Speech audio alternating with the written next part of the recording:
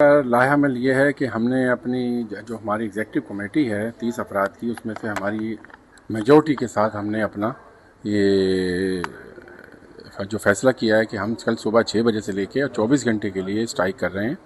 और 24 घंटे के बाद फिर देखेंगे, अगर गवर्नमेंट ने हमारी बात मानी ठीक है, अगर नहीं मानी तो हम इसको कंटिन्यू कर देंगे।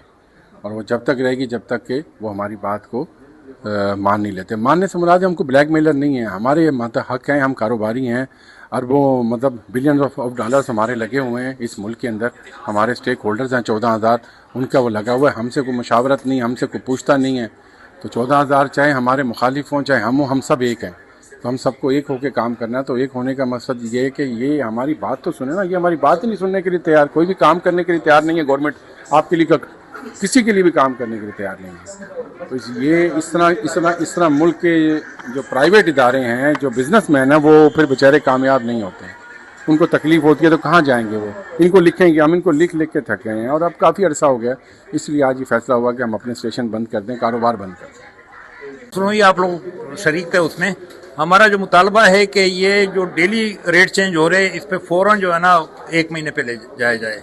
8% हमारा मार्जिन का मुतालबा है, जो देरीना मुतालबा है। 3 साल से हमारा 1 पैसा भी नहीं बढ़ा है और उसको जो है ना हम 8% पे ले जाके, इसी वजह से हमने स्ट्राइक कॉल की है। स्ट्राइक क्या मतलब है, कारोबार ही बंद हो गया है, इसमें तो प्रॉफिट ही खत्म हो गया। तो ये 2-3 मुतालबात थे हमारे, बल्कि मुतालबात तो ज़्यादा थे, लेकिन मेन हॉट मुतालबे यही थे कि एक तो डेली बेसिस पे जो चेंजेस है वो ख़त्म की जाए, महीने पे ले जाए, प्लस 8% हमारा मार्जिन किया जाए। अभी हमने इस पे अभी प्रेस कॉन्फ्रेंस में ऐलान किया है कि अब अगरचे हमने बारहा गवर्नमेंट को, ओगरा को, इन सब से हमने मिनिस्ट्री से